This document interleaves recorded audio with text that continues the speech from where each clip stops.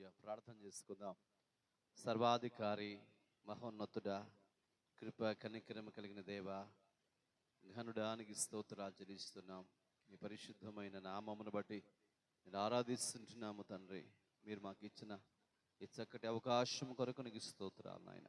కొద్ది సమయం పాటు నీ వాక్య గ్రంథము నుంచి ప్రభువా మాతో మాట్లాడండి. నీ విలువైన సంగతులు మాకు తెలియచేయండి. వచ్చిన వారందరం దీవించండి. రావాల్సిన వారిని అతి త్వరపెట్టి స్థలాన్ని తీసుకుని వచ్చి రాత్రి నీ మాటలు మాకు వినిపింపచేసి మమ్మల్ని బలపరిచి భద్రపరిచి నీ కృపతో నింపమని యేసయ్య నామములో ప్రార్థన చేసి వేడుకుంటున్నాము తండ్రి. ఆమేన్. అనుసరించి నడుచుకుంటున్నాం, దేవుని ప్రజలుగా బ్రతుకుతున్నాం అని వాళ్ళు అనుకున్నారు మనకులాగా. అలా కాదయ్యా అని యోహాను పత్రికలు చెప్తూ వచ్చాడు. ఆయన వెలుగులో ఉన్న ప్రకారం మీరును వెలుగులో నడిచిన ఎడల మనమందరం ఆయనతో అన్యోన్య సహాసం కలిగిన వారమై ఉందుము. అప్పుడు ఆయన కుమారుడైన క్రీస్తు రక్తము ప్రతి పాపము నుండి మనల్ని పవిత్రులుగా చేస్తుందని యోహాను పత్రికలో రాసిన మాటలు చదువుకున్నాం. అందులోనే 10వ వచనంలో చక్కటి మాట అంటాడు, మనం పాపము లేని వారమని చెప్పుకోకూడదని 9, 10 వచనం ఒకసారి చదవండి. ఆ తర్వాత ముందుకు వెళ్ళిపోదాం. ఆ జరిగినటువంటి కార్యక్రమాలన్నీ కూడా సమూయేలు ప్రవక్తకు మనసులో ఉన్నాయి. వీళ్ళు చేసిన కార్యక్రమాలన్నీ అమ్మా చదవండి. యోహాను మొదటి పత్రిక 1వ అధ్యాయము 9, 10 వచనాలు. మన పాపములు మనం ఒప్పుకుని నడల ఆయన నమ్మదగిన వాడు నీతిమంతుడు గనుక ఆయన మన పాపములను క్షమించి సమస్త విధమైన దుర్నీతి నుంచి మనలను పవిత్రులుగా చేయును. మనము పాపము చేయలేదని చెప్పుకొని ఎడల ఆయనను అబద్ధికునిగా చేయువారమగుదుము, మరియు ఆయన వాక్యము ఆయన సత్యము మనలో ఉండదు. ఎవరు చెప్తున్నారండి ఈ మాటలు? ఒక్కసారి ఆలోచన చేయండి ప్రియులారా. వాక్యము మనలో ఉండదు. పాపము లేని వారమని మనం చెప్పుకోవటం కాదు, పరిశుద్ధుడిని యేసయ్య చూసినప్పుడు మనం అలా కనబడాలని ఈ మాటలన్నిటిని కూడా వివరిస్తూ వచ్చాడు. చివరికి వాళ్ళ పరిస్థితి అంతా కూడా చూసి ఆయన ఏమంటున్నాడో ఒకసారి మనం చూద్దామా? సమూయేలు మొదటి గ్రంథం 3వ అధ్యాయము 7వ అధ్యాయము 5వ వచనం. సమూయేలు మొదటి గ్రంథం 7వ అధ్యాయము 5వ వచనం. ఈ వాక్యాన్ని ఒకసారి జ్ఞాపకం చేసుకుందాం. చూడండి, సమూయేలు మొదటి గ్రంథం 7వ అధ్యాయము 5వ వచనం. అంతటా సమూయేలు ఇశ్రాయేలందరినీ మిస్వాకు పిలువనంపుడి, నేను మీ పక్షమున యెహోవాను ప్రార్థన చేతునని చెప్పగా. చూడండి ప్రియులారా, సమూయేలు ప్రవక్త అక్కడ ఉన్నటువంటి ఇశ్రాయేల్ పెద్దలందరితో చెప్తున్నాడు, మీ అందరి పెద్దలని ఇశ్రాయేల్ అందరూ తీసుకురండి, నేను మీ పక్షమున ప్రార్థన చేస్తాను, నేను మీ కొరకు మేము ప్రార్థన చేస్తాను. ఎందుకు ప్రార్థన చేయటం? మీరు ఏ స్థితిలో ఉన్నారో నాకు తెలుసు, మీ పరిస్థితి ఏంటో నేను ఎరుగుదును. కాబట్టి మీరు సత్యమును ఉన్నామని అనుకుంటున్నారు, కానీ సత్యం మీలో లేదు. వాక్యం మీలో ఉన్నది అనుకుంటున్నారు, మీలో వాక్యం లేదు. దేవుని అనుసరించి నడుచుకుంటున్నామని అనుకుంటున్నారు మీరు, కానీ దేవుని తలంపులు మీలో లేవు, దేవుని ఆలోచన మీలో లేదు. దేవునికి దూరం అయిపోయిన జీవితాన్ని జీవిస్తున్నారు. కాబట్టి ఇప్పుడైనా సరే నేను మీ కొరకు ప్రార్థన చేస్తాను. ఆ ప్రవక్తలో ఎవరి గురించి భారం ఉందంటే ఆ ఇశ్రాయేల్ గురించిన భారం ఉంది. ఇశ్రాయేల్ సంఘం అనుకుందాం. సంఘమును గురించిన భారం ఎవరిలో ఉంది? సమూయేలు ప్రవక్తలో ఉందండి. అందుకని అంటున్నాడు, మీరు చేసిన దుష్కార్యములు బట్టి, దేవునికి వ్యతిరేకమైన కార్యములు చేశారు కాబట్టి నేను మీ పక్షమున మీ కొరకు ప్రార్థన చేస్తాను, ప్రభు దగ్గర క్షమాపణ అడుగుతాను, ప్రభు పాదాలు పట్టుకుని అడుగుతాను, ఆయన మనం క్షమించులాగా వేడుకుందాం రండి అని ఇశ్రాయేల్ అందరిని పిలువనంపించాడు. ప్రియులారా, చాలా సందర్భాల్లో విశ్వాసులైన వాళ్ళు ఏమంటారంటే, వాళ్ళు ఎక్కడెక్కడో ఉంటారు, అయ్యా మా అమ్మాయి కొరకు ప్రార్థన చేయండి, మా అబ్బాయి కొరకు ప్రార్థన చేయండి, మా చిన్నోడి కోసం ప్రార్థన చేయండి, ఎక్కడో ఉన్న వాళ్ళ కోసం ప్రార్థన చేపిస్తూ ఉంటారు. అది చల్లదు. ఎక్కడో ఉన్న వాళ్ళ కొరకు ప్రార్థన చేయించడం కాదు, వాళ్ళు ప్రభు దగ్గరకు తీసుకురావాలి. తీసుకొస్తే వాళ్ళ కొరకు మనం ప్రార్థన చేయాలి. వాళ్ళు దేవుని స్థానికి నడిపించబడటం అవసరం, ఎక్కడో ఉండి ప్రార్థన చేయటం కాదండి. సమూయేలు ప్రవక్త అంటున్నాడు, ఇశ్రాయేల్ ప్రజలందరూ మీరు తీసుకురండి, ఒక్కరిని కూడా విడిచిపెట్టకుండా. ఇశ్రాయేలు అందరూ తీసుకురండి, ఇక్కడికి తీసుకొస్తే వారి పక్షమును నేను మనవి చేస్తాను, వారి పక్షమును వారి కొరకు నేను ప్రార్థన చేస్తాను అని ఆ మాటలు చెప్తున్నాడు ప్రియులరా. నేను ప్రార్థన చేస్తాను. తర్వాత వాక్యం చదువుదామా. 3వ అధ్యాయము 11వ వచనం. సమూయేలు గ్రంథము 3వ అధ్యాయము 11వ వచనం. అంతటా యెహోవా సమూయేలుతో ఎలాగూ సెలవిచ్చెను, ఇశ్రాయేలులో నేను ఒక కార్యము చేయబోచున్నాను, దానిని వినువారందరి చెవులు గింగురుమనును. దేవుడు చెప్తున్నాడు సమూయేలుతో, సమూయేలు వీళ్ళు చేసిన కార్యములు బట్టి, నాకు వ్యతిరేకమైన కార్యములు వీళ్ళు చేశారు, అరణ్యములు నాకు దుఃఖాన్ని కలగ చేశారు, నాకు బదులుగా వేరే వేరే కార్యక్రమాలు చేపట్టుకున్నారు. వాళ్ళు నన్ను ఆరాధించవలసినటువంటి వారు నన్ను ఆరాధించలేదు, కాబట్టి నేను ఒక కార్యం చేయబోతున్నాను. అది విన్నప్పుడు ఏమవుతుంది తెలుసండి, చెవులు గింగురుమంటాయి అంట. విన్నప్పుడు ఆయన చేసే కార్యాలు చూసినా విన్నప్పుడు కూడా ఏమవుతాయండి, చెవులు గింగురుమంటే భయం కలుగుతుందో. నేను చేసే కార్యం చూస్తే అర్థమవుతుంది వాళ్ళకి. ఆ మాట చెప్పాడు ప్రియులారా, ఇశ్రాయేలుకి చెప్పమన్నాడు. ఈ మాట వాళ్ళతో చెప్పు. ఏ కార్యం అంటండి, చెవులు గింగురుమంటాయి, నేను చేయబోయే కార్యం అని చెప్తున్నాడు ప్రియులారా. 12వ వచనం చదువుదామా. ఆ దినమన ఏలి యొక్క ఇంటి వారిని గురించి నేను చెప్పినదంతయు వారి మీదకు రప్పింతును, దాని చేయు మొదలుపెట్టి దాన్ని ముగిత్తును. సమూయేలు, ఏలి కుటుంబాన్ని గురించి చిన్న వయసులో నేను నీతో మాట్లాడాను, నీకు తెలియచేశాను. ఆ కుటుంబ వ్యవస్థ గురించి నేను నీతో మాట్లాడాను. అదంతా ఇప్పుడు జరిపించబోతున్నాను, అది మొదలుపెట్టాను కార్యాన్ని, కాబట్టి అది ప్రజలకు అర్థమవుతుంది ఇప్పుడు అని సమూయేలు ప్రవక్తతో ఈ మాటలు చెప్తున్నాడు దేవాతి దేవుడు. 13వ వచనం చదువుదాం. తమ కుమారులు తమను తాము శాపగ్రస్తులుగా చేసుకొనుచున్నారని తాను ఎరిగియు వారిని అడ్డగించలేదు. ఏలి గురించి మాట్లాడుతున్నాడు సమూయేలు. ఏలికి తెలుసు, సత్యాన్ని అనుసరించి నడుచుకోకుండా దేవునికి దుఃఖాన్ని కలిగిస్తూ, దేవుని బాధ పెడుతూ, దేవుని ప్రజలు ఇబ్బంది పెడుతున్నటువంటి సంగతి ఏలికి తెలుసు. కానీ ఏలి ఏ రోజు కూడా తన కుమారులతో మాట్లాడలేదు, తన కుమారులకు చెప్పలేదు ఆ సంగతి. అందుకనే ఏలి కుటుంబాన్ని గురించి నేను కేర్ తీసుకోబోతున్నాను, ఒక కార్యాన్ని చేయబోతున్నాను. అది ఎలాంటిదో తెలుసండి, చెవులు గింగురమంటాయి అంటండి. అలాంటి కార్యాన్ని నేను చేయబోతున్నాను. వాళ్ళు నిర్లక్ష్యం చేశారు కాబట్టి, శాపగ్రస్తులుగా చేసుకుంటున్నారని ఎరిగి కూడా అడ్డగించలేదు గనుక వారి ఇంటిని గురించినటువంటి నిత్యమైన శిక్ష విధింతునని నేను అతనికి తెలియచేస్తున్నాను. శిక్ష రాబోతుందని చెప్పినా కానీ వాళ్ళు వినలేదు, పట్టించుకోలేదు. వారికి ఇష్టం వచ్చినట్లుగా వాళ్ళు బ్రతికారు. క్రీస్తునందు అలా జరుగుతుందని చెప్పి దేవుడు ముందుగానే తెలియచేశాడు. 14వ వచనం చదువుదామా. కాబట్టి ఏలి ఇంటి వారి దోషములకు బలి చేతనైనను నైవేద్యము చేతనైనను ఎన్నటికీ ప్రాయశ్చిత్తము చేయబడదని నేను ప్రమాణపూర్వకముగా ఆజ్ఞాపించాను. ఏమని?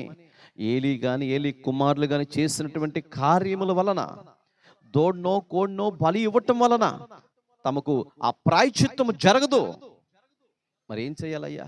దానికి మూల్యం చెల్లించి తీరాల్సిందే. దేవునికి వ్యతిరేకంగా బ్రతికిన ప్రతి వ్యక్తి మూల్యము చెల్లించి తీరాల్సిందే. అతడు ఎవరైనప్పటికీ కూడా, దేవునికి దుఃఖాన్ని కలగ చేసిన ప్రతి వ్యక్తి కూడా ఇబ్బందులు పడవలసిందే అని చెప్పి దేవుడు మాట్లాడుతూ వస్తున్నారు ప్రియులరా. నైవేద్యం చేత లేకపోతే దహన బలుల చేత ప్రాయశ్చిత్తం కలగదని మీకు ప్రమాణపూర్వకంగా చెప్తున్నానని చెప్పాడండి. ఏం చేయబోతున్నావయ్యా? ఏం చేయబోతున్నావు? ఆ చెవులు గిగ్గురం అనేటువంటి పని ఏం చేయబోతున్నావు తండ్రి అని దేవుడిని అడిగితే దేవుడు ఏం చేయబోతున్నాడో తెలుసా అండి? సమూయేలు మొదటి గ్రంథం 4వ అధ్యాయం 1వ వచనం. సమూయేలు మొదటి గ్రంథం 4వ అధ్యాయం 1వ వచనం. ఇశ్రాయేలీలు ఫిలిష్తీయులతో యుద్ధము చేయుటకై బయలుదేరి ఎబెనేజరులో దిగగా, ఫిలిష్తీయులు అఫేకులో దిగిరి. ఎబెనేజరుకు ఎవరు వచ్చారంట? ఇశ్రాయేలీలు వచ్చారు ఆ స్థలానికి.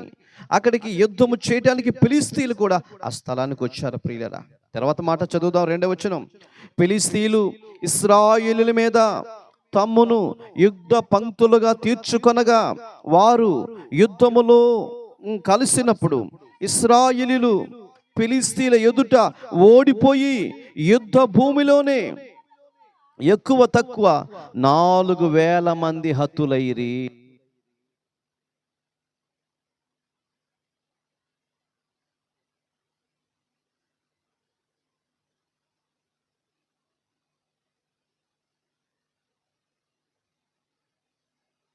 మనం చూస్తున్నట్టు ప్రియులరా, దేవుడు ఏం చేయబోతున్నాడు అయ్యా ఆయన చెప్పాడు. చూసారా, నేను చేయబోయే కార్యం చూస్తే మీకు చెవులు గింగుర్లు అంటాయి. ఏం చేయబోతున్నాడు అయ్యా? అక్కడ యుద్ధం వచ్చిందంటండి.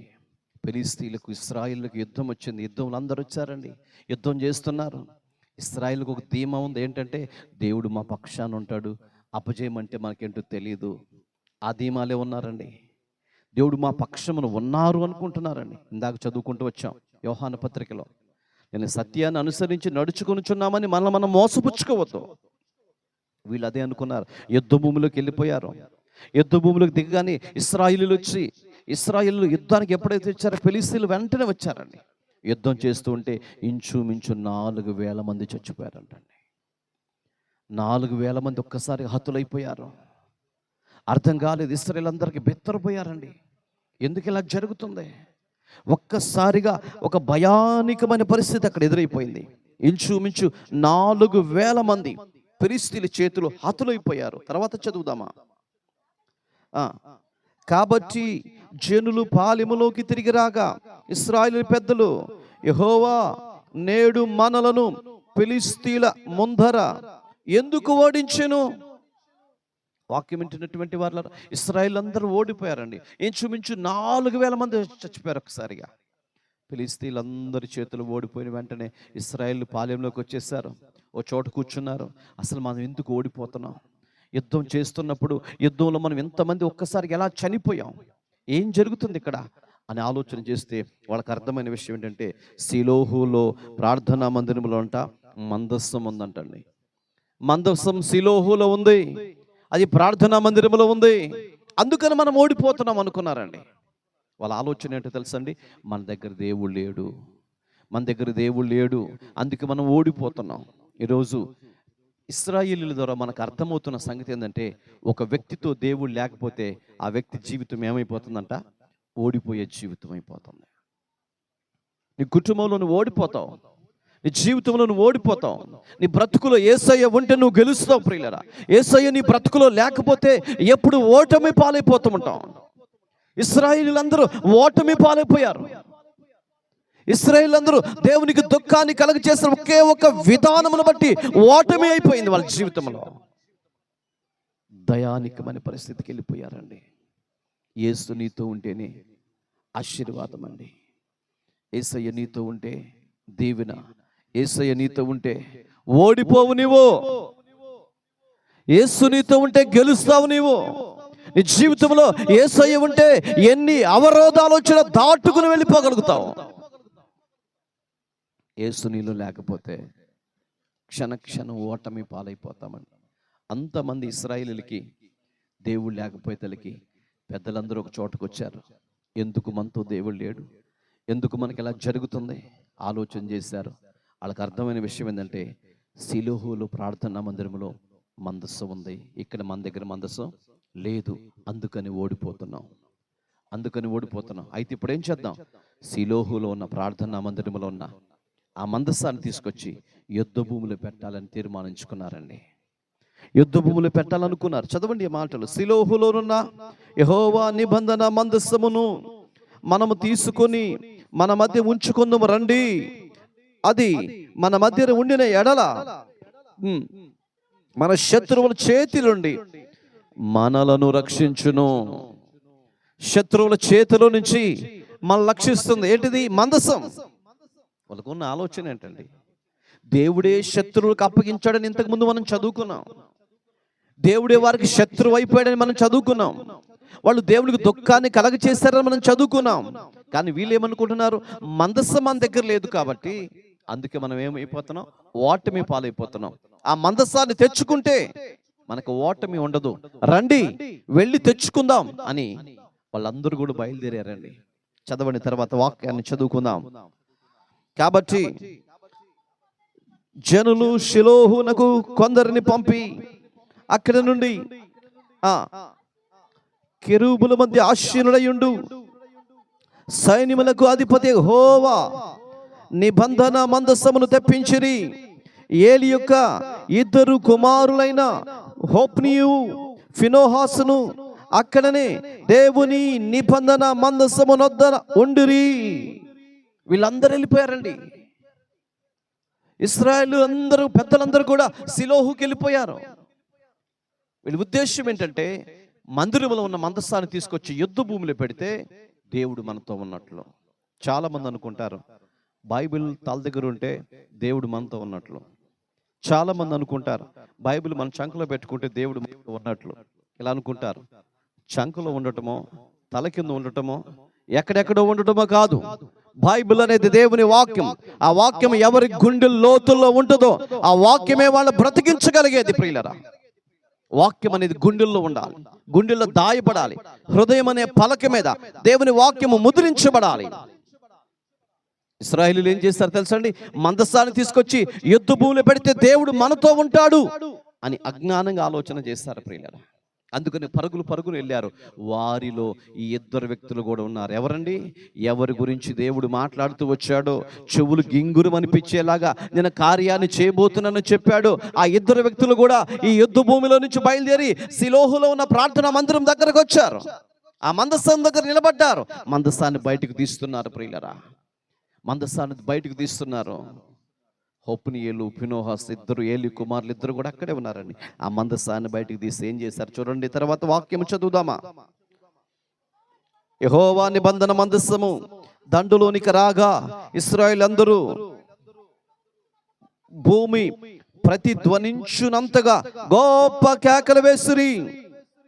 ఫిలిష్తీయులు కేకలు విని హెబ్రీల దండులో ఈ గొప్ప కేకల ధ్వని ఏమని అడిగి యెహోవా నిబంధన మందసం దండులోనికి వచ్చినని తెలుసుకున్నారంటండి. దేవునికి స్తోత్రం. పెద్ద కేకలు పెట్టారంటండి. ఇశ్రాయేలీయులందరూ ఎంత పెద్ద కేకలు పెట్టారో తెలుసండి. మందసం రాగానే దేవుడు చేశాడు. మందసం ఎప్పుడైతే యుద్ధ భూమిలోకి తీసుకొచ్చారో అందరూ కేకలు వేయడం ప్రారంభించారు. బిగ్గరగా కేకలు వేశారు. ఎలా అంటే భూమి దద్దరిల్లేలాగా కేకేశారంటండి. దేవుడు మనతో ఉన్నాడు, దేవుడు మన దగ్గరికి వచ్చాడు. ఈ స్వరం, ఈ కంఠస్వరం ఫిలిష్తీయులకు వినపడింది. వాళ్ళు అనుకుంటున్నారు ఎక్కడి నుంచి వచ్చింది ఈ స్వరం అని. అంటే వాళ్ళు అనుకున్నారు కదా, ఇదిగో ఇశ్రాయేలీలోకి నిబంధన మందసం వచ్చింది, వాళ్ళ దేవుడు వచ్చాడు అక్కడికి, ఇప్పుడు మనం ఏమి చేయలేమని ఫిలిష్తీయులు కూడా తెలుసుకున్నారు ప్రియులరా. కేకలు విని యెహోవా నిబంధన మందసం దండులోనికి వచ్చినని తెలుసుకొని 7వ వచనం చదువుదామా. జడిసి దేవుడు దండులోనికి వచ్చినని అనుకొని అయ్యో మనకు శ్రమ, ఇంతకు మునుపు వారిలాగా సంభ్రమింపలేదు. అయ్యయ్యో మహాశూరుడకు ఈ దేవుని చేతిలో నుండి మనలను ఎవరు విడిపింపగలరు? దేవునికి మహిమ కలుగును గాక. హల్లెలూయా. ఫిలిష్తీయులు అంటున్నటువంటి మాట, అయ్యో మహాశూరుడైన ఈయన చేతిలో నుంచి మనలను విడిపించగలిగిన వాడు ఎవరున్నారు? ఈ ఫిలిష్తీయులకి ఎవరి గురించి తెలిసిందండి? మహాశూరుడి గురించి తెలిసిందండి, దేవుని గురించి తెలిసిందండి. ఎవరికి తెలియలేదు? ఇశ్రాయేలీయులకి తెలియలేదండి. ఈరోజు చాలా మంది క్రైస్తవ దేవుని పిల్లలకు దేవుడు అంటే ఏంటో తెలియటం లేదు, దేవుని ఇష్టం అంటే ఏంటో తెలియట్లేదు, దైవ వాక్యం అంటే తెలియట్లేదు, పరిశుద్ధాత్మ అంటే తెలియలేదు, దేవుడితో సహవాసం అంటే తెలియట్లేదు, దేవునితో బ్రతకడం అంటే తెలియట్లేదు. ప్రపంచంలో అనేక మంది అన్ని జనాంగం దేవుని ఎరగని ప్రజలు దేవుడు అంటే భయం, దేవుడు అంటే భక్తి, దేవుడు అంటే గడగడ వణుకుతూ ఉంటారు. క్రైస్తవులైన దేవుని పిల్లలు అనబడుచున్న వారే దేవునికి దుఃఖాన్ని కలుగచేస్తూ దేవునికి భయపడని ప్రజలుగా బ్రతుకుతున్నారు. ఇశ్రాయేలీయులకేమో భయం లేదు. మందసం తీసుకొచ్చి యెహోవా నిబంధన మందసాన్ని తీసుకొచ్చి యుద్ధ భూమిలో పెట్టారు. ఆ భూమిలో పెట్టిన వెంటనే కేకల శబ్దాన్ని విని వీళ్ళు కేకలేస్తున్నారు, అయ్యో అయ్యయ్యో మహాశూరుడైన యెహోవా జీవము కలిగిన దేవుని చేతుల నుంచి మనం తప్పించగలిగేవాడు ఎవరున్నారు అంటే ఎవరు లేరా? ఆయన చేతుల నుంచి తప్పించేవాళ్ళు ఎవరు లేరండి. తప్పించగలిగిన, శిక్షించగలిగిన ఆయన ఒక్కడే, ఆయన తప్ప ఎవరు లేరండి. చదవండి ఎంత మాట అంటున్నాడు. మహాశూరుడైన ఈ దేవుని చేతుల నుండి మనల్ని ఎవరు విడిపింపగలరు? అరణ్యమందు అనేకమైన తెగుళ్ళు చేత ఐగుప్తులను హతము చేసిన దేవుడు ఈయనే. ఐగుప్తుల నుంచి ప్రజలను తీసుకొచ్చిన సంగతి ప్రపంచానికి తెలిసిపోయిందంటండి. ప్రపంచానికి తెలియదండి ఎర్ర సముద్రం పాయలు అవటం అంటే? ప్రపంచానికి తెలియదండి ఈజిప్ట్ అంతా ఘోష వినపడితే, మరణ ఘోష వినపడితే? ప్రపంచానికి తెలియదా? ప్రపంచంలో అన్ని దేశాలకై తెలిసిపోయింది ఏమంటే ఈజిప్టులో మరణ ఘోష వినపడిందని. ఇది ఎవరి వల్ల జరిగింది? ఇది సైన్యములకు అధిపతి యెహోవా వల్ల జరిగిందని ప్రపంచమంతా తెలిసింది. దీనికి కర్త క్రియ ఎవరు అంటే సైన్యములకు అధిపతి యెహోవా అని చెప్పి ప్రపంచానికి తెలిసిపోయింది. హల్లెలూయ. అందుకని ఫిలిష్తీయులు కేక పెడుతున్నారండి. ఫిలిష్తీయులు అరుస్తున్నారు, అయ్యో అయ్యో ఈయన మన దగ్గరకు వచ్చాడు, ఇప్పుడు మనకు శ్రమ వస్తుంది. ఈయన మందస్సం ఇక్కడికి వచ్చింది, మనకు శ్రమ కలుగుతుంది. ఈయన చేతిలోంచి మనం తప్పించే వాళ్ళు లేరు. తెగుళ్ళు చేత ఐగుప్తుని దేవుడు ఏం చేశాడంటండి? నాశనం చేశాడే. ఐగుప్తులు అంటే చాలా భయంకరమైన వ్యక్తులు, చాలా గొప్ప మంది ఉన్నారు, చాలా మంది ఉన్నారు. వారి చేతుల నుంచి దేవుడు వీళ్ళని బయటికి తీసుకొచ్చాడు అని ఫిలిష్తీయులకి కేకలు వేస్తున్నారు. 9వ వచనం చదువుదామా? ఫిలిష్తీయులారా ధైర్యము తెచ్చుకొని వారు మీకు దాసులైనట్లు మీరు హెబ్రీలకు దాసులు కాకుండా బలాఢ్యులై యుద్ధము చేయుడని చెప్పుకొని. వారిలో కొంతమంది పెద్దలు లేసారండి.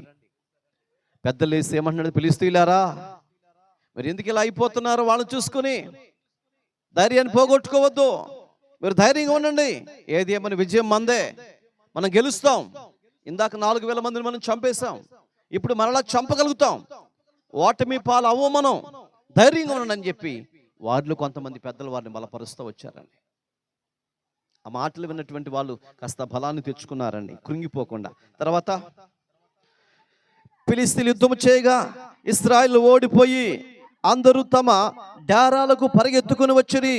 అప్పుడు అత్యధికముగా వధ జరిగేను. మరలా కలబడ్డారండి. యుద్ధ భూమిలోకి ఏమొచ్చింది? మందసాన్ని తీసుకొచ్చి పెట్టారు. ఇక దేవుడు మనతో ఉన్నాడు అనుకున్నారు వీళ్ళు. అనుకుని కలబడ్డారు. కలబడితే జరిగిన సంగతి ఏంటో తెలుసండి? వధ జరిగేను. ఎంత వధ అంట? ఆ మాట వింటున్నప్పుడు మనకి బాధ కలుగుతుంది. చూడండి, అధికమైన వధ జరిగేను. దానికంటే ముందు రాస్తాడు, ఈ కార్యమే నేను చేస్తున్నాను, అది మీరు వింటున్నప్పుడు మీ చెవులు గింగురమంటాయి. ఇప్పుడు ఇశ్రాయేలీయుల చెవులు ఏమంటున్నాయండి? గింగురమని మోతపడుతున్నాయండి. వాక్యం వింటున్నటువంటి వారా, ఒక శబ్దాన్ని మనం విన్నప్పుడు పదే పదే పదే పదే వినపడతా ఉంటుంది. కొన్ని సందర్భాల్లో లాగిపెట్టి కొట్టే అనుకో గోప గుయ్యమనిద్ది అంటారు. విన్నారా ఎప్పుడన్నా? లాగిపెట్టి కొడితే ఏమైందంట? గోప గుయ్యమనిద్దంట. నిజమేనా? గోప గుయ్యమనిద్దే నిజమే. కొడితే అంతే పడిపోతారు. చెవులో కూడా పొయ్యమని శబ్దం వస్తూ ఉంటుంది. ఇప్పుడు యేసయ్య కొట్టిన దెబ్బకి ఇశ్రాయేలుకి ఏమని పడుతుందండి? గింగురమంటుంది. దేవుడు ముందుగానే చెప్పాడు, ఇశ్రాయేలీయులారా చెప్పు, వాళ్ళతో చెప్పు, వాళ్ళ జీవితాన్ని మార్చుకోలేదు, వాళ్ళ బ్రతుకు మార్చుకోలేదు, ఇన్ని చేసిన నా గుండెల మీద తన్నారు వీళ్ళు, నన్ను మర్చిపోయారు వీళ్ళు. అందుకని నేను ఏం చేయబోతున్నాను తెలుసా? గింగురమనేలాగా నేను చేయబోతున్నాను. ఏం చేశాడయ్యా? మొదట 4000 మంది హతములు అయిపోయారండి. ఇట్లా కాదని మందసాన్ని తెచ్చి ఎక్కడ పెట్టుకున్నారు. ఇక దేవుడు మనతో ఉన్నాడు, పదండి అని ముందుకు వచ్చారండి. మరలా ఆ ఫిలిష్తీయులతో యుద్ధం చేశారు. అప్పుడు ఇంచుమించు ఎక్కువ వధ జరిగెను. ఇశ్రాయేలులో 30,000 కాల్బలము కూలిపోయిరి. యవనస్తులైనటువంటి వారు ఎంతమంది అండి? 30,000. ఇందాక 34,000 మంది ఒక్కసారిగా చచ్చిపోయారంటే చెవులు గింగురు మనమండి. ఒక యవనస్తుని తయారు చేయాలంటే, యుద్ధానికి సిద్ధం చేయాలంటే ఎంత కష్టమో, ఎన్ని సంవత్సరాలు పడుతుందో. ఓ వ్యక్తిని ఫిలిష్తీయులు తయారు చేశారు. ఆడి పేరేం పేరు? గొలియాతు. గొలియాతును తయారు చేశారండి. వీడేదో సాధిస్తాడనుకున్నారు. ఊరు అందరు కలిపి మేపారు వాడిని. చక్కగా తిన్నాడు, పెరిగాడు, పెద్దవాడయ్యాడు, కత్తి పట్టుకున్నాడు. చూస్తే ఆడిని ఏం మాట్లాడవసరం, నుంచుంటాడు, ముందు నుంచుంటే చచ్చిపోతారు అన్నట్టుగా ఉండేవాడు. గాండు ఇస్తే చాలు ప్రజలు పరిగెత్తుకుంటూ వెళ్ళిపోతారు, ఇంక అవసరం లేదు. ఇడేళ్ళు నిలబడితే చాలు ఇశ్రాయేలు అందరూ పరిగెత్తారు అనుకున్నారు. నిజంగానే వణుకు పుట్టించాడు ఇశ్రాయేలుకి. అందరూ మూలకొచ్చి దాక్కున్నారండి. ఒక్క బొడ్డోడు వెళ్ళాడు అంతే. దేవునికి మహిమ కలుగును గాక. హల్లెలూయా. ఒక బొడ్డోడు ఏం చేశాడండి? ఒక బుడ్డోడు ఏం చేస్తాడు, చిన్న రాయి తీసుకొని కొడతాం కొట్టింది ముందు కొడితే వెనక పడిపోయాడండి. దేవుడు వెనక నుంచి ప్యాట్ మన కొట్టాడు అంతే, చెవులు గింగురు మనలా కొట్టాడు దేవుడు. దేవునికి మహిమ కలుగును గాక. ఆయన కొడితే ఎట్లా ఉంటుందండి, అలా కొట్టాడండి. ఇప్పుడు 34,000 మంది, అయ్యో ఎంత భయంకరమైన హతులైపోయారు. ఆయన చెప్పాడండి, ముందుగానే చెప్పాడు, చెప్పింది చెప్పినట్లుగా చేశాడండి. తర్వాత వాక్యం చదువు, 30,000 మంది కాల్బలము కూలిపోయారు, మరియు దేవుని మందసము పట్టబడెను. అది కాకను హోప్ని ఫినోహసులు ఏలి యొక్క 2 కుమారులు హతులైపోయారు. చచ్చిపోయారంటండి 2 కూడా. ఏది చేయకూడదు అదే చేశారు, ఎక్కడికి వెళ్ళకూడదు అక్కడికి వెళ్ళారు. మందసం ఎక్కడ ఉండాలి, మీకు పదే చెప్తూ ఉంటాను. మందసం ఎక్కడ ఉండాలి, అతి పరిశుద్ధమైన స్థలంలో ఉండాలి. అతి పరిశుద్ధమైన స్థలంలో మాత్రమే ఉండాలి. ఆవరణంలో ప్రజలు బల్లర్పిస్తూ ఉండాలి. పరిశుద్ధ స్థలంలో ప్రజలందరూ కూర్చుని దేవునికి నమస్కరించాలి, లేక ఆరాధించాలి. అతి పరిశుద్ధమైన స్థలంలో మందసం మాత్రమే ఉండాలి. యాజకులు మాత్రమే వెళ్ళి ధూపం వేయాలి. అతి పరిశుద్ధ స్థలంలో ఉండవలసిన మందసాన్ని తీసుకెళ్లి యుద్ధ భూములు పెడితే దేవుడు ఎలా ఊరుకుంటాడండి? అది ఎంతవరకు తగ్గుతుంది? క్రీస్తునందు ప్రియమైనటువంటి దేవుని పిల్లలారా, నీవు కూడా అనేక సందర్భాలు, ఆధ్యాత్మికమైన అర్థాలు మనం చూస్తే చాలా సందర్భాల్లో అతి పరిశుద్ధుడైన దేవుని తీసుకుని వెళ్ళి అపవిత్రమైన స్థలాల్లో మనం పెడుతూ ఉంటాం. అపవిత్రమైన మాటలు మాట్లాడుతూ ఉంటాం, చేయకూడని పనులు చేస్తూ ఉంటాం, దేవునికి దుఃఖాన్ని కలుగ చేస్తూ ఉంటాం. ఆ సందర్భాలు దేవుడు చూస్తాడని మీరు అనుకుంటున్నారేమో, చూసి ఊరుకుంటాడు అనుకుంటున్నారేమో. ఊరుకోడండి, దానికి మూల్యం చెల్లించాలి. వాక్యం ఇచ్చినటువంటి దేవుని పిల్లలారా, ఇంచుమించు అంతమంది చచ్చిపోతే, అంతమంది కోల్చబడితే మందసం పట్టబడింది. ఏలి కుమారులు 2 చచ్చిపోయారు. 12వ వచనం చదువుదాం. ఆనాడే బెన్యామీనుడు యుద్ధ భూమిలోని పరిగెత్తుకుని వచ్చి చినిగిపోయిన బట్టలతో, తల మీద ధూళితో సీలోహులో ప్రవేశించును. అతను వచ్చినప్పుడు ఏలి మందసం విషయమై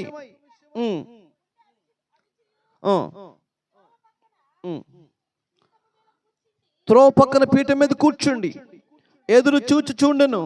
ఆ మనుషుడు పట్టణంలోకి వర్తమానం తేగ పట్టణస్తులందరికీ ఆకలి వేసిరి. ఏలి ఆ కేకలు విని ఆ గల్లంతో ఏమని అడుగగా, ఆ మనుషుడు త్వరగా వచ్చి ఏలితో సంగతి తెలియచెప్పెను. ఏలి 98 సంవత్సరములు కలిగిన వాడై ఉండెను.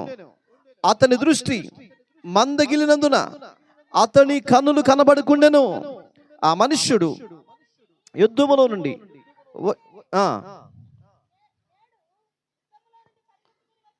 పరిగెత్తుకుని వచ్చేతనని ఏలితో అనగా, అతడు నాయనా ఇక్కడ ఏం జరిగిందని చెప్పినప్పుడు ఆయన జరిగిన విషయాలు మొత్తాన్ని చెప్పాడండి. చెప్పినప్పుడు ఏలి ఏమైపోయాడండి, అక్కడే పని చచ్చిపోయాడండి. ఎంత దారుణమండి. ఒక్కసారిగా ఇశ్రాయేలు చేసిన తిరుగుబాటు చేస్తుంటే వాళ్ళకి వీళ్ళు కలిసి సహకరించటం, యుద్ధ భూమిలోకి తీసుకురాకూడదని చెప్పలేదండి, మందసాన్ని తీసుకొని వచ్చారండి. ఇశ్రాయేలులందరూ కూడా దేవునికి దుఃఖాన్ని కలగజేస్తూ వచ్చారు. 6వ అధ్యాయం 19వ వచనంలోకి వెళ్దాం. సమూయేలు గ్రంథం 6వ అధ్యాయం 19వ వచనం.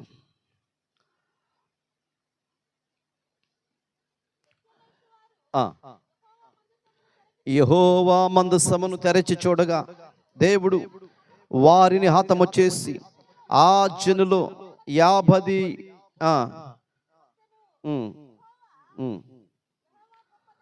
యెహోవా గొప్ప దెబ్బతో అనేకులను మొత్తగా జనులు దుఃఖాక్రాంతులైరి. పరిశుద్ధ దేవుడి యెహోవా సన్నిధిని ఎవరు నిలువగలరు? వాక్యం వింటున్న వాళ్ళారా, పరిశుద్ధమైన దేవుడని ఆ ప్రాంత ప్రజలందరికీ అర్థమయ్యేలాగా మందసం పనిచేసిందండి. అక్కడ మందసంలోంచి దేవుడు కార్యాన్ని చేశాడండి. ఇశ్రాయేలు గుర్తించలేకపోయినా ఇంక చుట్టుప్రక్కల ఉన్నటువంటి వారు అనేక మంది గుర్తించగలిగారు. అక్కడ జరిగిన సంగతి అంతా చూశారండి. అప్పుడు ఈ జరిగిన ఘోరాన్ని సమూయేలు చూసి, ఈ పరిస్థితులు సమూయేలు చూసి 7వ అధ్యాయం 5వ వచనంలో చదువుదాం. ఇప్పుడు ఇవన్నీ గమనించి ఇశ్రాయేలందరినీ మిస్వాకు పిలువనంపుడి, నేను మీ పక్షమున యెహోవాకు ప్రార్థన చేస్తాను. చూసారండి, ఇవన్నీ జరుగుతుంటే ఆ పరిస్థితులు చూసి, ఆ జరిగిన వదను చూసి, కూలిపోయిన జనాన్ని చూసి, ఇశ్రాయేలులో జరిగిన గల్లంతును చూసి, అప్పుడు సమూయేలు రంగంలోకి దిగి, ఇశ్రాయేలీయులారా అందరిని తీసుకురండి, మిస్పాకు తీసుకురండి, అందరినీ ఇశ్రాయేలు మొత్తాన్ని తీసుకురండి, నేను మీ పక్షమును ప్రార్థన చేస్తాను. ఈ వధ జరిగింది. ఇప్పుడు చెవులు గింగురుమనేలాగా ఎంతో భయంకరమైన పరిస్థితిని మీరు చూశారు. ఈ మారణ హోమం ఆగిపోయేలాగా, దేవుని దయా వాత్సల్యత మనపైకి వచ్చేలాగా నేను మీ కొరకు ప్రార్థన చేస్తాను, రండి అని అందరిని తీసుకొచ్చి మిస్పాకు తీసుకొచ్చాడు. ప్రియులారా, 12వ వచనం చదువుదామా. అప్పుడు సమూయేలు ఒక రాయి తీసి మిస్పాకును షేనుకును మధ్యను దానిని నిలిపి, ఎంతవరకు దేవుడు మనకు సహాయము చేసినని చెప్పి దానికి ఎబెనేజరు అని పేరు పెట్టెను. దేవునికి మహిమ కలుగును గాక. హల్లెలూయా. అందుకు పెట్టాడండి దేవుడు. ప్రార్థన చేసి దేవుని కోపం, దేవుని ఉగ్రత అంతా కూడా తగ్గిపోయేలాగా ప్రార్థన చేశాడు. ఇశ్రాయేలు పక్షమున ప్రార్థన చేశాడు, దేవుని స్తుతించాడు. దేవుని కోపం రగలకుండా ఉండులాగున వారి కొరకు విజ్ఞాపన చేసి ఆ మిస్పాకు అక్కడ మధ్య ఒక రాయిని పాతి, ఇదిగో ఇప్పటి వరకు దేవుడు మనకు సహాయం చేశాడు, ఇంకా మనం బ్రతికే ఉన్నాం, ఇక నుంచి అయినా జాగ్రత్తగా బ్రతకండి, జీవం కలిగిన దేవుని మాత్రమే ఆరాధించండి, దేవునికి దుఃఖాన్ని కలగ చేస్తే ఏ పని మీరు చేయొద్దు, మరి ఎవరైనా సరే జరిగిన నష్టాన్ని గుర్తు చేసుకోండి, దేవునికి బాధపట్టే కార్యాలు ఏది చేయకూడదని వాళ్ళకి ఆజ్ఞాపించి ఆడో రాతిని తీసి రాయి నిలబెట్టి, ఇదిగో దేవుడు మనకు సహాయం చేశాడు కాబట్టి దీనికి ఎబెనేజర్ అని పేరు పెట్టాడు. దేవునికి మహిమ కలుగును గాక. ఎబెనేజర్ అని పేరు పెట్టాడు. ఆ రాయి చూడగానే వాళ్ళకి అర్థమవుతుంది ఏమని, ఇదిగో ఈ ప్రాంతంలోని ఇశ్రాయేలీయులు ఎంతమంది చచ్చిపోయారు, దేవునికి దుఃఖాన్ని కలగజేసి దేవుని బాధ పెట్టి చచ్చిపోయారు. ఆ టైంలో ప్రవక్త మా కొరకు ప్రార్థన చేశాడు, సమూయేలు మా కొరకు ప్రార్థన చేశాడు, ప్రార్థన చేసి మా కొరకు విజ్ఞాపన చేశాడు కాబట్టి ఇదిగో మనం దేవుడు మాకు సహాయం చేశాడని గుర్తుండేలాగా ఆ రాయికి ఎబెనేజర్ అని పేరు పెట్టినట్లుగా వాక్యంలో మనం చూస్తున్నాం. దేవునికి మహిమ కలుగును గాక. 6వ వచనం చదువుదామా. 6వ వచనం, 7వ అధ్యాయం 6వ వచనం. నిలుచేది యెహోవా సన్నిధి కుమ్మరించి ఆ దినమున ఉపవాసముండి యెహోవా దృష్టికి మేము పాపాత్ములమని ఒప్పుకొనిరి. ఇశ్రాయేలు ఏం చేశారు తెలుసా అండి? ఇశ్రాయేలీయులందరూ కూడా దేవుడు ఎప్పుడైతే సహాయం చేయడం ప్రారంభించాడో వీళ్ళు యెహోవా సన్నిధికి వచ్చి నీళ్లు కుమ్మరించారంట. నీళ్లు కుమ్మరించడం అంటే తెలుసా? ఓ బిందులో నీళ్ళు ఉన్నాయి, ఆ నీళ్లు కుమ్మరించాం, వాటిని ఎత్తగలుగుతాం, మళ్ళీ ఎత్తలేం. ఆ విధంగా వాళ్ళ గుండెల్లో ఉన్న బాధ అంతా కుమ్మరించేశారంట. వాళ్ళ హృదయంలో ఉన్న పాపాన్ని విడిపించేసుకున్నారు, పరిశుద్ధులమైపోయారండి. మేము పరిశుద్ధులం కాదయ్యా, అపవిత్రులమయ్యా, పాపులమయ్యా, తప్పు చేస్తామయ్యని ఏడ్చారంట. ప్రభు పాతాలు పట్టుకొని కృంగిపోయి సహాయం ఇచ్చేమని ప్రార్థన చేస్తే, వారి పక్షమన సమూయేలు ప్రవక్త ప్రార్థన చేస్తే అప్పుడు వారి పైన ఉన్నటువంటి ఆ శాపాన్ని దేవుడు కొట్టివేశాడు. వారి జీవితాల్లోకి ఒక ఉన్నతమైన కృప చూపించాడు. అందుకే ఆ రాయి సహాయపు రాయి, మనకు సహాయం చేసెను అని ఆ రాయికి పేరు పెట్టారండి. అక్కడ నీళ్లు కుమ్మరించినట్లుగా ఆ దినం ఉపవాసం ఉండి దేవుని దృష్టికి మేము పాపం చేశామని ఒప్పుకున్నారంటండి. ఒప్పుకొని ఏం చేయాలంటండి? విడిచిపెట్టాలి. నీళ్లు కుమ్మరించిన తర్వాత ఎత్తుకోగలుగుతామా? అలాగే మన పాపంలో ఒప్పుకొని మనం ఏం చేయాలి చెప్పండి? విడిచిపెట్టాలి. ఎత్తుకోలేని నీళ్ళలాగా విడిచిపెట్టాలి. బైబిల్ అదే చెప్తుందండి. వాళ్ళు అదే చేశారండి. ఒప్పుకున్నారు, దేవుని ఎదుట ఒప్పుకొని విడిచిపెట్టారు, మారారు, ప్రభు వైపు తిరిగారు. అప్పటి కాలపు తరము వారు దేవునికి దుఃఖాన్ని కలగ చేసిన దేవుడు ఒక దెబ్బ కొట్టిన తర్వాత, వాళ్ళ చెవులు గింగురు మన తర్వాత తిరిగారు, నష్టం జరిగిన తర్వాత తిరిగారండి. దరిదాపు 34,000 మంది హతులైపోయిన తర్వాత, మామూలు వ్యక్తులు కాదు, చనిపోయిన వాళ్ళు కూడా. ఎవరంటాళ్ళు? యుద్ధాన్ని చేయగలిగినటువంటి వాళ్ళు, కాల్బలం అంటే యుద్ధం చేయగలిగిన సమర్థులు అన్నమాట. అటువంటి బలవంతులు కోల్పోయారండి. అప్పుడు వాళ్ళకి సిగ్గొచ్చి తిరిగారండి. 9వ వచనం చదువుదామా. సమూయేలు పాలు విడువనకు గొర్రె పిల్లను తెచ్చి యెహోవాకు సర్వాంగ బలిగా అర్పించి ఇశ్రాయేలు పక్షమున యెహోవాకు ప్రార్థన చేయగా యెహోవా అతని ప్రార్థన అంగీకరించెను. దేవునికి మహిమ కలుగును గాక. ఎప్పుడైతే వీళ్ళు ఒప్పుకున్నారో, ఎవరు ఒప్పుకున్నారండి? ఇశ్రాయేలీయులు. మేము తప్పు చేశామయ్యా, పొరపాటు చేశామయ్యా, ఇది దుఃఖాన్ని కలిగి చేశామయ్యా, నీ గుండెల మీద తన్నామయ్యా అని దేవుని సన్నిధిలో ఒప్పుకున్నారు. ఒప్పుకున్నప్పుడు దేవుడు వాళ్ళ ప్రార్థన అంగీకరించాడు. అలాగే ప్రవక్త అయిన సమూయేలు చేసిన ప్రార్థన అంగీకరించాడు. అప్పుడంట ఏం తీసుకొచ్చారు? ఒక గొర్రెను తీసుకొచ్చి యెహోవాకు, ఆ పాలు విడువనకు గొర్రెను తీసుకొచ్చి సర్వాంగ బలిగా అర్పించి ఇశ్రాయేలు పక్షం యెహోవాకు ప్రార్థన చేయగా యెహోవా వారి ప్రార్థన ఆలకించెను. 10వ వచనం, సమూయేలు దహన బలి అర్పించుచుండగా ఫిలిష్తీయులు యుద్ధము చేయుటకై ఇశ్రాయేలీయుల మీదకి దిగిరి. అయితే యెహోవా ఆ దినమున ఫిలిష్తీయుల మీద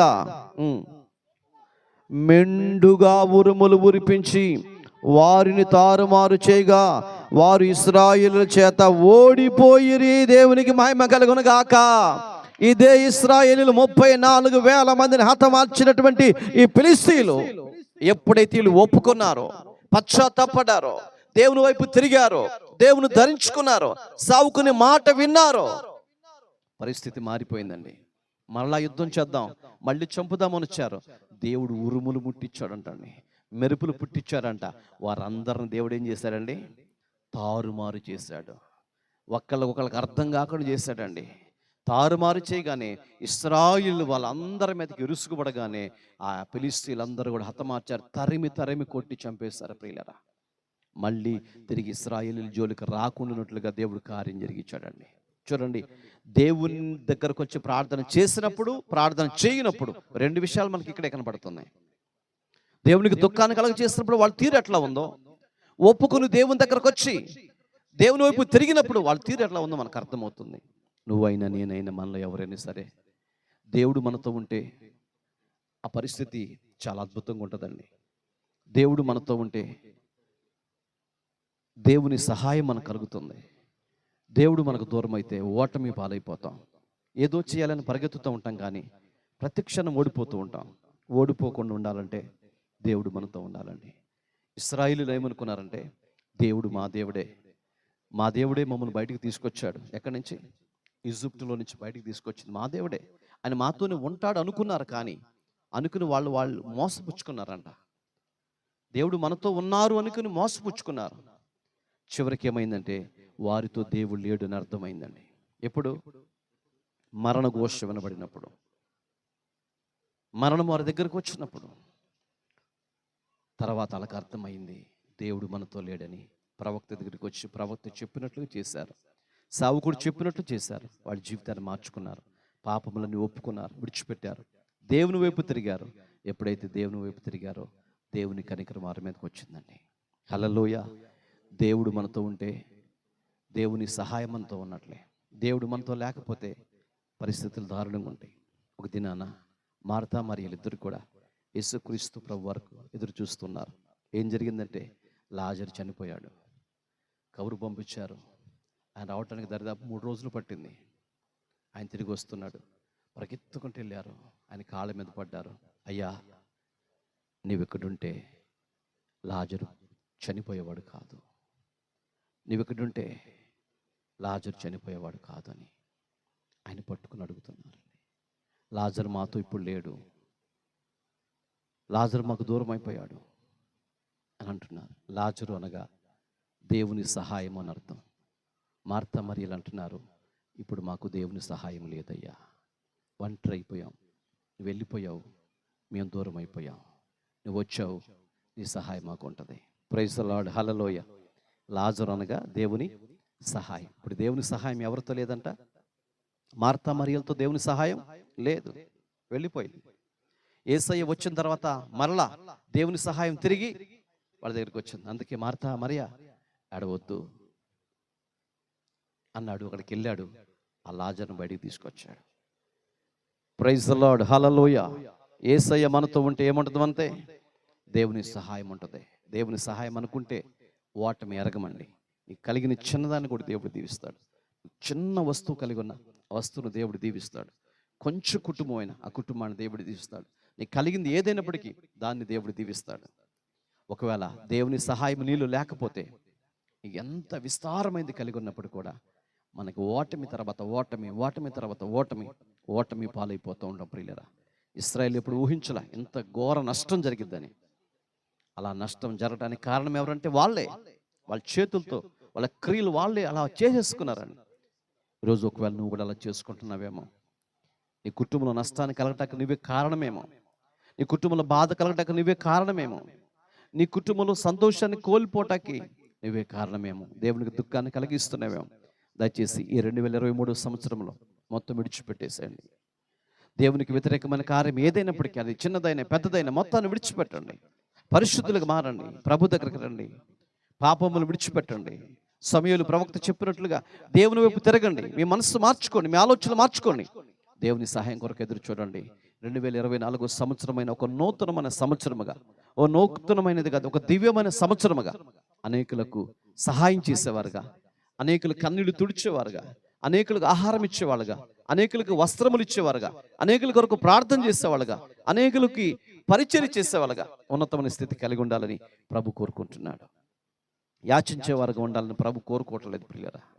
అంటే మనము ఇచ్చేవారుగానే ఉండాలి, ఎప్పుడు తెచ్చుకునేవారుగా ఉండకూడదు. ప్రభు అంటాడు, మీరు అప్పు ఇచ్చేవారుగానే ఉండాలి అని, తెచ్చుకునేవారుగా ఉండకూడదు. ఎందుకు తెచ్చుకుంటున్నాం? ఎందుకు ఆర్థికమైన సమస్యలు చెలరేగుతున్నాయి? వాటి విషయంలో ప్రభు దగ్గర ప్రార్థన చేస్తే ఇదిగో దేవుడు అద్భుతాలు చేయగలుగుతాడండి, ఆశ్చర్యకార్యాలు జరుగుతాయండి. ఇశ్రాయేలు యుద్ధం చేయకుండానే ఉరుపులు ముట్టించాడండి, మెరుపులు పుట్టించాడు దేవుడు, తారుమారు చేశాడు దేవుడు. నీ స్థితిని తారుమారు చేయగలుగుతాడు, నీకున్న ఆర్థిక ఇబ్బందులు తారుమారు చేయగలుగుతాడు, నీకున్న ఆర్థికమైన సమస్యలు తారుమారు చేయగలుగుతాడు, నీకున్న శాపగ్రస్తమైన ఆ రోగం ఏదేమున్నప్పటికీ తారుమారు చేయగలుగుతాడు నా దేవుడు. తారుమారు చేయాలంటే ఇశ్రాయేలీయులు తిరిగినట్లుగా నీవు యెహోవా వైపు తిరగాలి. ఇశ్రాయేలీయుల మాదిరిగా దేవుని వైపు మనం తిరగాలి. అలా తిరగలిగితేనే.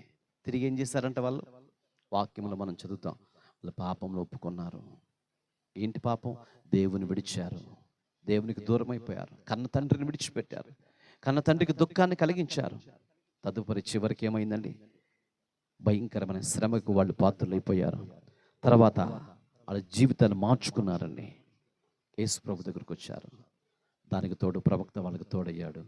వాళ్ళందరూ కలిసి ప్రార్థన చేసుకున్నప్పుడు దేవుడు మనకు సహాయం చేశాను. గుర్తుగా రాయి నిలబెట్టారండి. ప్రైజ్ ది లార్డ్, హల్లెలూయా. అదే రాయి మరొకసారి నిలబెట్టారు. ఎక్కడ? వాళ్ళు యోర్దాను నది దాటిన తర్వాత గుర్తుగా 12 రాళ్ళు తీసుకొచ్చి పెట్టమని చెప్పాడు యేసుక్రీస్తు ప్రభువారు.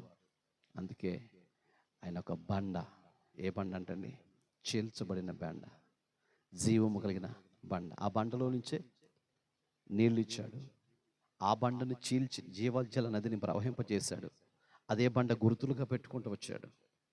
పేతురుతో కూడా చెప్పాడు, పేతురు నువ్వు ఒక రాయివయ్యా అని చెప్పాడు.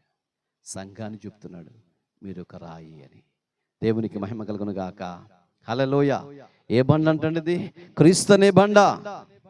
అందుకని ప్రతి ఒక్కరు క్రీస్తు అనే బండ మీద కట్టబడాలి. దేని మీద కట్టబడుతున్నాం? ఇసుక మీద కాదు, మన పునాదులు క్రీస్తు అనే బండ మీద కట్టబడాలి. మనకి ఈరోజు సహాయపు రాయి మనకు తోడుగా ఉంది. సహాయపు రాయి అనగా దేవుడే. దేవుడు మనకి తోడుగా ఉన్నాడు. ఎబెనెజరు తోడుగా ఉన్నాడు మనకి. ఆయన సహాయం చేయడానికి సిద్ధంగా ఉన్నాడు. ఆయన మనకు సహాయం చేయాలంటే మన పాపములన్నీ ఒప్పుకోవాలి, పరిశుద్ధులైన దేవుని వైపు చూడాలి. ఈ 2023 సంవత్సరం దేవునికి వ్యతిరేకమైన ప్రతి కార్యాన్ని విడిచిపెట్టి పరిశుద్ధులుగా, పరిశుద్ధుల గుంపుల దేవదూతలుగా, దేవుని ఆరాధించేవారుగా, దేవుని స్తుతించేవారుగా, నమ్మకమైన బిడ్డలుగా బ్రతకటానికి ఇష్టపడదాం. ఆయన కృప కొరకు ఎదురు చూద్దాం. దేవుడి మాటలు మీ వినికిడిలో దీవించును గాక. ఆమేన్. తల వంచండి, ప్రార్థన చేసుకుందాం. అందరూ కూడా కళ్ళు మూసుకోండి, ప్రార్థన చేసుకుందాం. మహోన్నతుడైన దేవుడు మన పట్ల చేస్తున్న ఈ గొప్ప కార్యములు బట్టి ఆయన ఎన్నో మేలు చేస్తున్నాడు మన జీవితంలో. మన పట్ల కృప చూపిస్తున్నాడు ఆయన. కానీ ఒకవేళ నువ్వే దేవునికి దూరం అయిపోతున్నావేమో, దేవునికి దుఃఖాన్ని కలిగజేస్తున్నావేమో, యూట్యూబ్ ఛానల్ ద్వారా దేవుని వాక్యం వింటున్న ప్రియ సహోదరుడా, సహోదరి, సత్యాన్ని అనుసరించి నడుచుకుంటున్నాను, ప్రతి ఆదివారం ప్రార్థనకి వెళుతున్నానని అనుకుంటూ దేవుని వాక్యానికి దూరం అయిపోయి, సత్యానికి దూరం అయిపోయి, దేవునికి తల వంపులు తీసుకొచ్చే వ్యక్తిగా ఉంటున్నావేమో ఒకసారి పరిశోధించుకుందామా? 2023 సంవత్సరం చివరి రోజైనా ప్రభు పాదాలు పట్టుకొని మన పాపములు ఒప్పుకొని విడిచిపెట్టి పరిశుద్ధుడైన దేవునితో కలిసి బ్రతకడానికి ఇష్టపడదాం. రండి, కలిసి ప్రార్థన చేసుకుందాం. ఇదిగో దేవుడు మనకు సహాయం చేయడానికి ఇష్టపడుతున్నాడు. ఇశ్రాయేలు ప్రజలకి మిస్పా దగ్గర ఎలాగో సహాయం చేయడానికి ఆయన ముందుకు వచ్చాడు. ఈరోజు నీకు నాకు మనందరికీ సహాయం చేయడానికి ఆ కృపకలైన దేవుడు ఇష్టపడుతున్నాడు. సహాయం చేసే దేవునికి వైపు మన మనస్సును మళ్ళిద్దాం. ఈ లోకంలో ఉన్నది అశాశ్వతమైంది.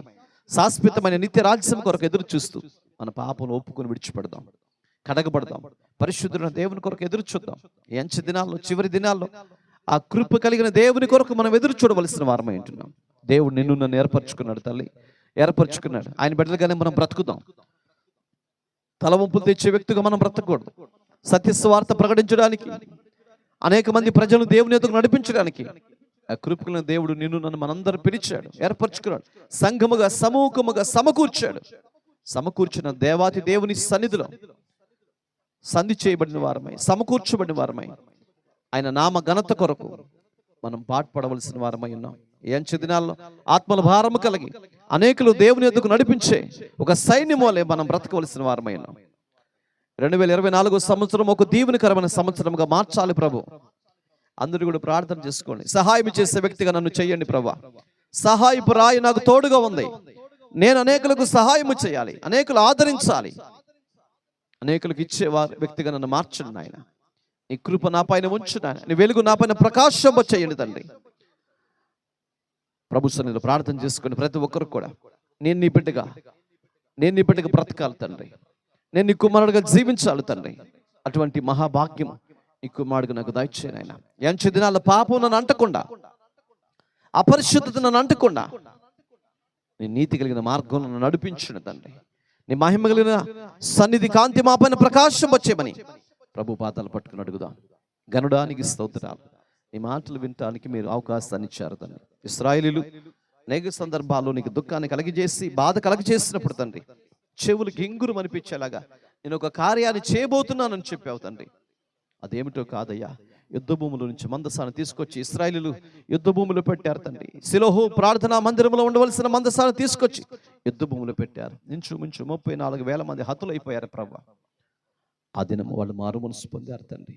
చేసిన పాపములు ఒప్పుకుని విడిచిపెట్టారు.